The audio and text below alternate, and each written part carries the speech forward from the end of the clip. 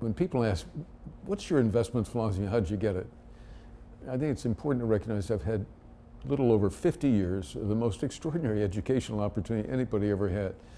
Yeah, I did go to Yale and I did go to Harvard and I did do a PhD at night at NYU. That's not what I'm talking about. I'm talking about spending hours and hours and hours and hours, day after day after day, year after year after year, with the most extraordinarily gifted people anywhere in the world, those people who are involved in investment management, and watching and seeing how terribly difficult it really is to do better than the best of them. And it's impossible to figure out who is going to be the best of them.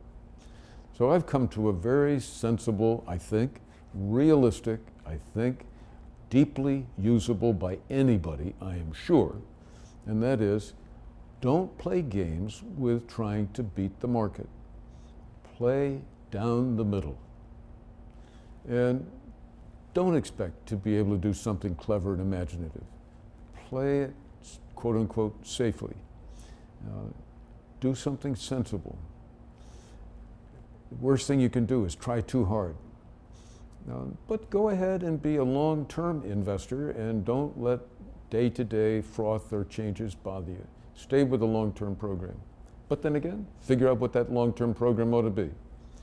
And the test of a long-term program is I could write it down on one side of one sheet of paper, give it to you as a professional investor with a lot of experience, and know in my heart of hearts that you would do right by me because you would follow the instructions on that one page. They're not too tricky, and they would take you in your investing right down the path I want to have for my investments. Terrific. I believe in that.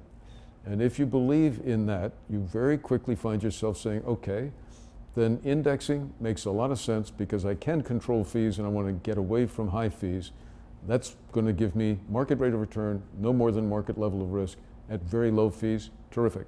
I keep most of the profitability of investing for myself. Fine. Second thing is, what is your horizon, time horizon? And if you're investing for the long term, your own retirement, or your children's education, or your grandchildren, whatever it is, if you're investing for the long term, you really ought to be investing almost entirely in equities, particularly if you have a job, because a job has a steady income that's an awful lot like what you would get if you invested in bonds.